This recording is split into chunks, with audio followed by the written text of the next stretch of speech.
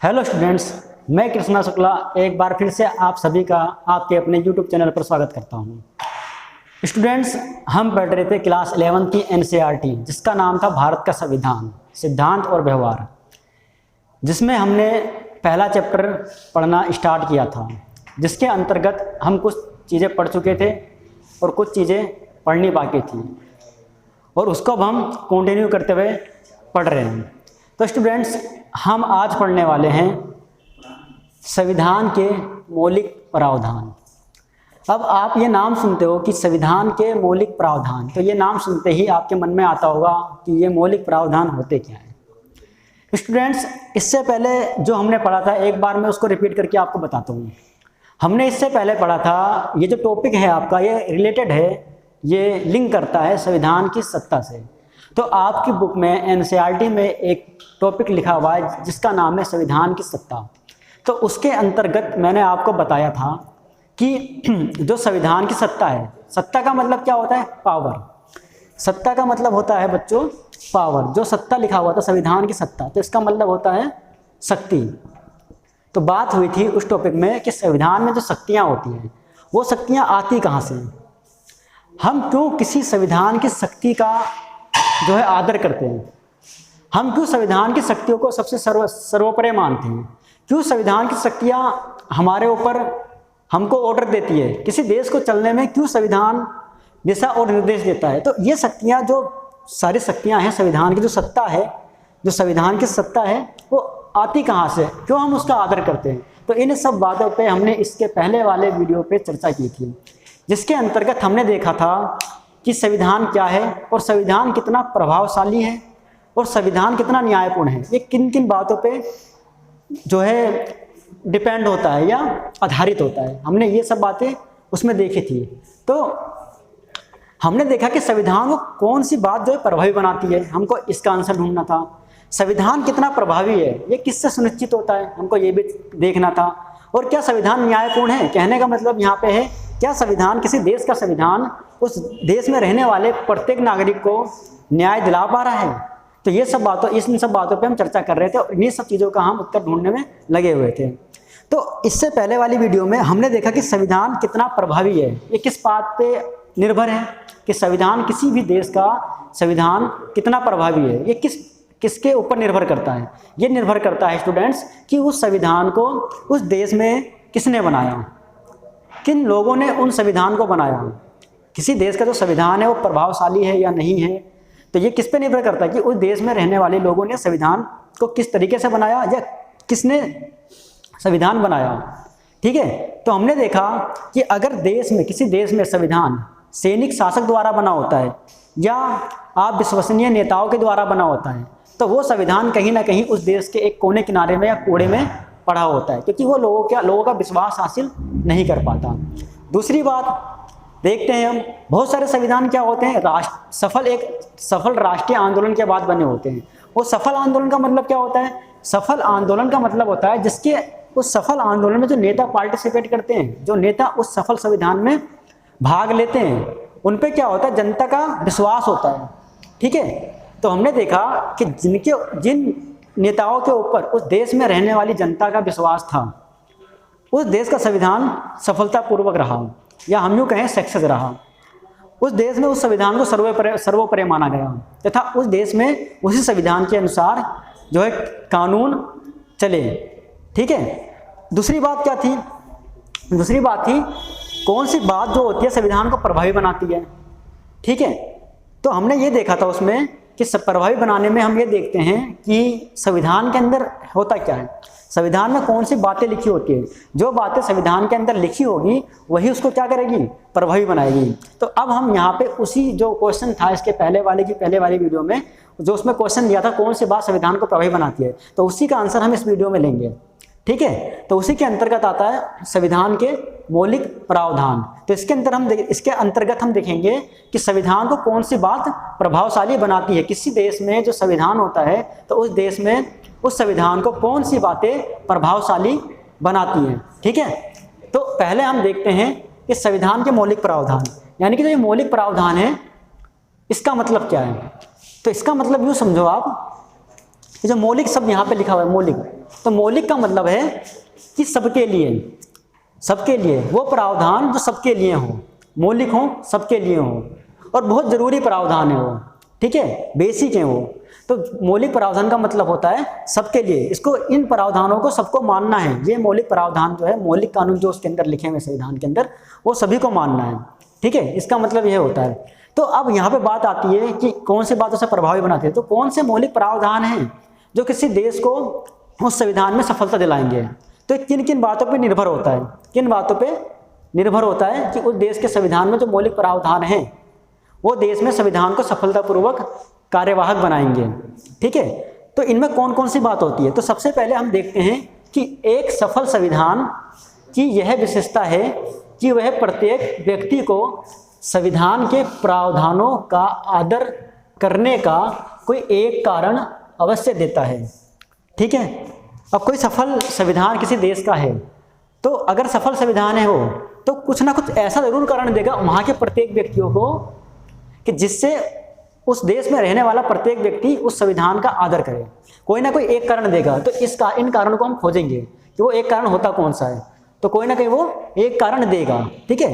तो अगर कोई सफल संविधान है किसी देश के अंदर, तो उस देश के अंदर वो संविधान कुछ ऐसा दे प्रत्येक नागरिक को, उस देश में रहने वाले प्रत्येक नागरिक को कुछ ऐसा दे जिससे कि उस देश में रहने वाला प्रत्येक नागरिक उस संविधान का आदर करे, ठीक है। तो वो क्या दे, कुछ ऐसा मौलिक प्रावधान दे, सबके हित में दे, जिससे कि उस देश में रहने वाला प्रत्येक व्यक्ति उस संविधान को सर्वोपरि माने, उसका आदर करे, उसका सम्मान करे, ठीक है। जैसे मान लिया, यहाँ पे मैंने एक उदाहरण लिखा है आपकी बुक से।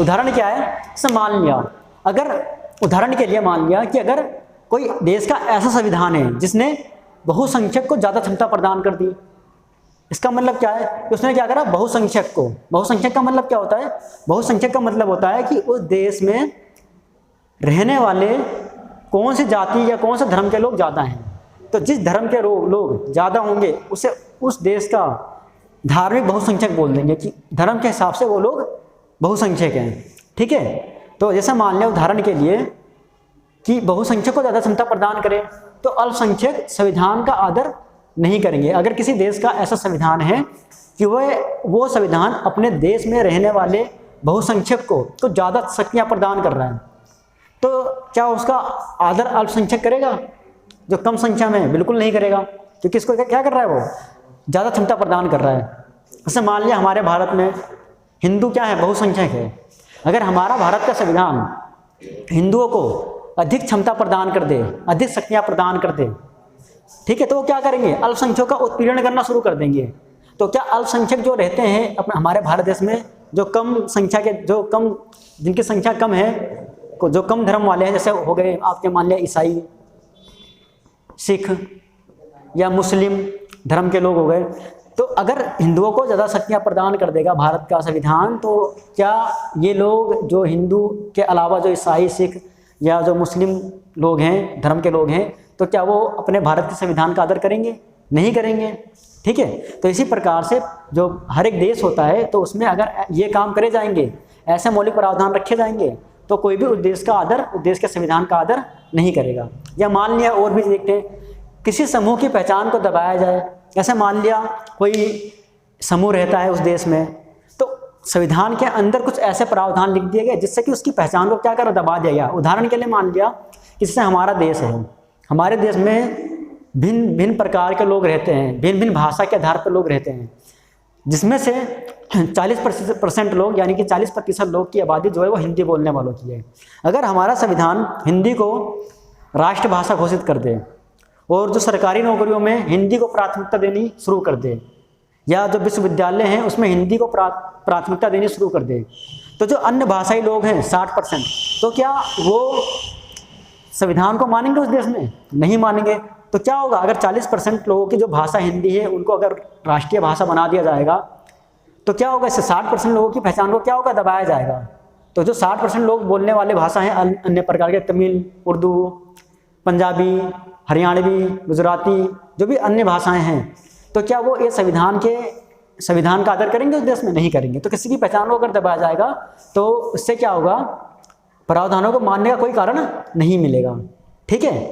तो यहाँ पे बात आती है कि वो एक चीज, एक कारण हो क्या, किसी देश में संविधान के अंदर कुछ ऐसा कोई एक कारण हो जिससे कि सभी लोग उसका आदर करें, तो वो कारण होगा क्या, कौन सा आदर होगा, कौन सा कारण होगा ऐसा जिससे कि सभी लोग उस देश में उस संविधान का आदर करेंगे। तो आइए थोड़ा आगे देखते हैं कि मान लिया कोई संविधान अपने, देखो जो बात होती है एक कारण की, तो इसमें हम देखते हैं कि वो कारण क्या है। कुछ हद तक यहाँ से कारण वो निकलता है। कोई संविधान, कोई सा भी किसी भी देश का संविधान है, वह संविधान अगर अपने नागरिकों की स्वतंत्रता, समानता की जितनी अधिक सुरक्षा करता है, उसकी सफलता की संभावना उतनी अधिक बढ़ जाती है। देखो किसी देश का संविधान है, जो उस देश में रहने वाले नागरिक हैं, जो वहाँ की जनता रहती है, अगर वो देश उस देश का संविधान उस जनता को जितनी अधिक स्वतंत्रता देगा और जितनी अधिक समानता देगा, समानता का मतलब एक समान अधिकार देगा, तो उस देश में उस संविधान की जो सफलता है उतनी ही अधिक बढ़ जाती है। ठीक है, जितनी अधिक स्वतंत्रता देगा और जितनी अधिक समानता देगा वहाँ का संविधान उस देश का, तो उसकी सफलता की संभावना उतनी ही अधिक बढ़ जाती है। पहला कारण, इतनी बात आपको समझ में आ गई। तो जो विभिन्न प्रकार के देश हैं, जो वहाँ के संविधान हैं, तो पहली चीज़ हमने क्या देखी कि कोई संविधान किस प्रकार से जो है क्या प्रभाव डालता है, किसी देश पे कैसा प्रभाव डालता है, तो किस पे निर्भर होता है, वो निर्भर होता है वो संविधान बनाया किसने, वहाँ के जनता के जो लोकप्रिय नेता हैं उनके द्वारा बनाया गया या किसी और के द्वारा बना दिया गया, ऐसे ही मतलब बना दिया गया। पहली चीज़। दूसरी चीज़, कौन सी बात उसे प्रभावी बनाती है, तो उस संविधान के अंदर लिखा क्या है, ये उसको प्रभावी बनाएगी। तो यही सब बातें हैं जो लिखी जाती है संविधानों में, कि कहीं इनको ज़्यादा शक्तियाँ न दे दी गई हों, कहीं इनको कम शक्तियाँ प्रदान न कर दी गई हों, कहीं किसी की पहचान को दबाया ना जा रहा हो, ठीक है, कहीं किसी की पहचान को उठाया ना जा रहा हो। तो ये सारी बातें क्या होती है, कहीं ना कहीं विवाद उत्पन्न करती है। तो इससे क्या होगा, संविधान को मानने का कोई एक कारण नहीं मिलेगा। तो हमको क्या करना है कि जितनी अधिक किसी देश का संविधान जितनी अधिक स्वतंत्रता और समानता, जितनी अधिक सुरक्षा देता है उस देश में रहने वाले लोगों को, उतनी ही अधिक उसकी सफलता की संभावना बढ़ जाती है। अब हम बात करते हैं अपने भारतीय संविधान की, कि हमारा भारतीय संविधान क्या ये जो शर्तें हैं इसको पूरी करता है, क्या यहाँ जो भारत में रहने वाला नागरिक है उसको अत्यधिक स्वतंत्रता और समानता की सुरक्षा दे पा रहा है, ये बात हम करते हैं यहाँ पे। तो हाँ जी, हमारा भारतीय संविधान ऐसा कर पा रहा है। ठीक है, तो जिन्होंने हमारे संविधान को बनाया था, जो संविधान सभा के सदस्य थे, तो उसमें बहुत अधिक लोकप्रिय नेता थे, जिससे मान लिया पंडित जवाहरलाल नेहरू थे, महात्मा गांधी थे, डॉक्टर भीमराव अम्बेडकर थे, डॉक्टर राजेंद्र प्रसाद थे, ऐसे ही बहुत सारे लोग थे। वो कौन से लोग थे, जो सबका प्रतिनिधित्व करते थे, सबको साथ में लेकर के चलते थे। ठीक है, और उन लोगों को सबका समर्थन प्राप्त था। ठीक है, तो इसके लिए क्या हुआ, जो हमारा भारतीय संविधान बना, जिस दौरान बना हमारा भारतीय संविधान, तो उसने किसी भी या बहुसंख्यक हो या अल्पसंख्यक हो या अन्य भाषाई लोग हों, जो पहचान है सबकी अलग अलग, सांस्कृतिक के हिसाब से या भाषा के आधार पे, ठीक है, तो उसके हिसाब से सबको क्या करा, सबको समान स्वतंत्रता और सबको समान समानता, ये समान अधिकार सबको दिए। तो इसलिए हमारा भारत का संविधान सफलतापूर्वक हमारे देश में सर्वोपरि माना जाता है। तो जो हमारे संविधान के जो मौलिक प्रावधान होते हैं, मौलिक प्रावधान तो यही होते हैं कि उनको सभी को मानना अनिवार्य होगा। तो हमारे देश में जैसे कि हमारे देश का संविधान धर्मनिरपेक्षता है, स्वतंत्रता है, समानता है, तो ऐसे बहुत सारी चीज़ें जो मौलिक प्रावधान के अंतर्गत लिखी गई हैं। ठीक है, तो मौलिक प्रावधान से क्या हमें लाभ है, मौलिक प्रावधान से यही लाभ है हमको, जितना अधिक मौलिक प्रावधान मजबूत होगा, मजबूत का मतलब यहाँ पे ये है कि जितने अधिक वो लोगों को वहाँ पे स्वतंत्रता समानता का अधिकार दिला पाएगा, जितना अधिक, ठीक है, सबको एक साथ लेकर के चल पाएगा, उतनी ही अधिक उसके सफल होने की या सफलता की संभावना उस देश के संविधान को उतनी अधिक बढ़ जाएगी। ठीक है बच्चों, तो यहाँ पे जो दूसरा कारण था कि कौन सी बात संविधान को प्रभावी बनाती है, तो क्या है वो, उस संविधान के मौलिक प्रावधान जो सबको मानने अनिवार्य होते हैं, जिसका रूल सबके ऊपर लागू होता है। तो हमारे देश के अंदर जो संविधान लिखा गया है उसके अंदर सबको एक समान अधिकार दिए गए हैं, सबको अपने अपने धर्म को मानने का अधिकार दिया गया है। ठीक है, इस प्रकार से बहुत सारी बातें हैं जो सबको एक समान दी गई है। ठीक है, तो इस प्रकार से जो हमारे संविधान के मौलिक प्रावधान हैं वो सबको अत्यधिक स्वतंत्रता और समानता देते हैं और अधिक सुरक्षा भी देते हैं। ठीक है, अल्पसंख्यक को भी सुरक्षा देते हैं और बहुसंख्यक को भी सुरक्षा देते हैं, और सारी पहचानों को एक समान रूप से लागू किया जाता है। जैसे देखो हमारे देश में 22 भाषाएं हैं। 22 क्या है, संवैधानिक भाषाएं हैं 22, जिसको संवैधानिक दर्जा दिया गया है। उन 22 भाषाओं में कोई भी राष्ट्रीय स्तर की परीक्षा दे सकता है, लेकिन उसमें क्या कंडीशन है कि उस भाषा का, उस लैंग्वेज का उसने वैकल्पिक रूप में चुनाव किया हो। ठीक है, तो इस आधार पे हमारी कोई एक पहचान नहीं है कि हमने किसी की पहचान को दबा दिया। ठीक है, तो इस हिसाब से हमारे जो मौलिक प्रावधान हैं वो सबके लिए बहुत बढ़िया है, बहुत अच्छे हैं। इसलिए हमारे देश में क्या है, हमारे देश में हमारे जो संविधान की सफलता के कारण है, या हमारे देश के जो हमारे देश के संविधान की जो सफलता है उसकी संभावना बहुत अधिक क्या है, बढ़ जाती है। इसलिए हम क्या करते हैं, अपने देश में अपने संविधान का मान सम्मान करते हैं और उसको सर्वोपरि मानते हैं, और सब कुछ मानते हुए उसके नीचे ही हम अपने क्रियाकलाप या रोज दैनिक जीवन में कार्य करते हैं, जिससे कि कोई भी कानून हम ना तोड़ें। ठीक है बच्चों, तो आज की वीडियो में हमने देखा कि संविधान को के अंदर या किसी भी देश के संविधान को कौन सी बात प्रभावी बनाती है। इस वीडियो में हमने ये डिस्कशन करा। अब आने वाली वीडियो में हम ये देखेंगे कि क्या संविधान के अंदर जो न्यायपूर्ण बातें होती हैं, या संविधान के अंदर क्या ऐसा होता है जिससे कि वहाँ के दैनिक जीवन में जो लोग हैं उनके ऊपर किस प्रकार का प्रभाव पड़ता है। तो आगे आने वाली वीडियो में हम इस बात पर चर्चा करेंगे, लेकिन इससे पहले मैं उस पर चर्चा करूँ, मैं आपको 2 चीज़ें बता दूँ यहाँ पे कि हमने जो संविधान की सत्ता थी इसमें हमने 3 प्रश्न निकाले थे कि संविधान कितना प्रभावी है, ये किस बात पर निर्भर है। दूसरी चीज़ है कि संविधान को कौन सी बात प्रभावी बनाती है।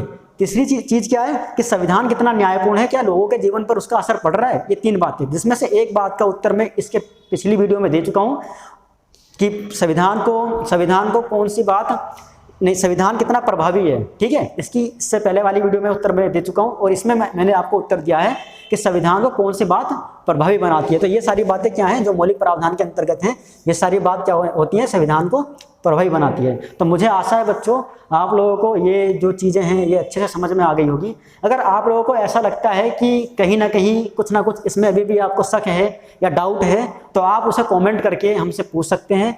हम आपकी समस्या का जल्दी से जल्दी समाधान करने की कोशिश करेंगे। ठीक है बच्चों, तो आने वाली वीडियो में हम देखते हैं कि जो है संस्थाओं की संतुलित रूपरेखा किस प्रकार भारत के अंदर है। ठीक है बच्चों, ठीक है, अपना ध्यान रखिएगा, धन्यवाद।